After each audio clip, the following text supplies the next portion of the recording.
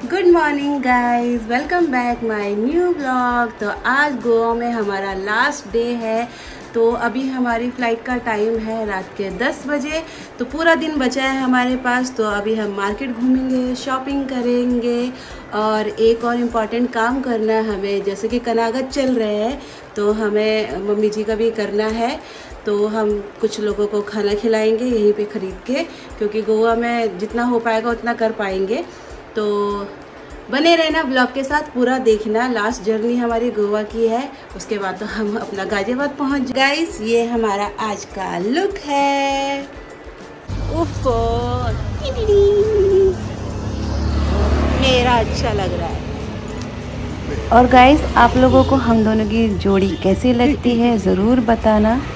यहाँ मैंने ये ब्यूटीफुल से फूल भी तोड़ लिए थे और यहाँ हमने ले लिए थे रेंट पे ये स्कूटी, ताकि हम पूरा दिन स्कूटी से घूम सकें, क्योंकि दोपहर का टाइम था और धूप बहुत तेज़ हो रही थी। और गोवा में आके अक्सर टूरिस्ट लोग रेंट पे स्कूटी खरीदते और ऐसे ही ट्रैवल करते हैं। तो यहाँ पे पहन लिया है पति देव ने ये हेलमेट, सुरक्षा कवच, और मैं बैठ गई हूँ पीछे से इनके।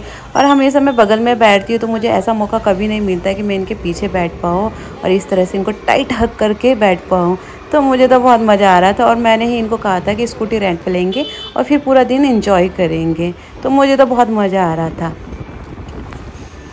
इसके बाद हमने मंडी से लिए कुछ फ्रूट्स और सामान और इसके बाद पहुंच गए हम पेट्रोल भरवाने के लिए, क्योंकि ये स्कूटी रेंट पे देते लेकिन पेट्रोल नहीं देते। फिर इसके बाद था श्राद्ध आज मम्मी जी का, तो हम दोनों ने पूरा कार्य किया श्राद्ध का, जिस तरह से करते हैं, क्योंकि हस्बैंड को ज़्यादा नॉलेज है, मुझे है नहीं। तो ये जैसे जैसे कहते हैं मैं वैसे वैसे ही करती हूँ। और इस तरह से मम्मी जी की जितनी फेवरेट चीज़ें थी वो हमने रख दिया था यहाँ पे। और सारा कार्य अच्छे से करने के बाद हम चले गए बाहर, और ये कार्य हम अपने होटल में ही कर रहे हैं, बाहर रिसेप्शन के साइड में।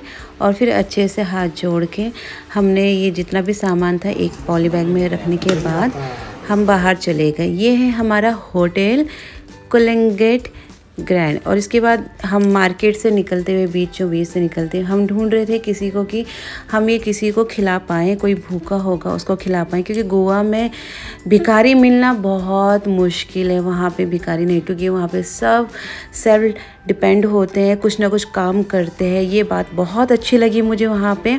तो हम ऐसे घूमते घूमते जा रहे थे, पूरा मार्केट देखते जा रहे थे। तो फाइनली हमें बीच के साइड एक अंकल मिले, तो हमने उनको पूछ के ये है बागा बीच, और कितनी ब्यूटीफुल जगह है। ठंडी ठंडी हवा चल रही है, ऊपर धूप है, आसमान, नीचे नीला पानी।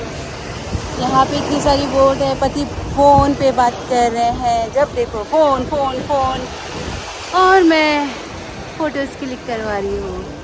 गाइज़, मुझे आपके प्यार और सपोर्ट की बहुत ज़रूरत है, और मुझे इंस्टाग्राम पर भी फॉलो कीजिएगा, मैं लिंक डिस्क्रिप्शन बॉक्स में डाल दूँगी। दोपहर का टाइम था, तो बीच से आने के बाद हमने खाया गर्मा गर्म खाना और फिर हम पहुंच गए मॉल में शॉपिंग करने के लिए। एक छोटा सा मॉल था, तो यहाँ पे हम ख़रीदारी कर रहे थे कि कुछ अच्छा सा मिल जाए।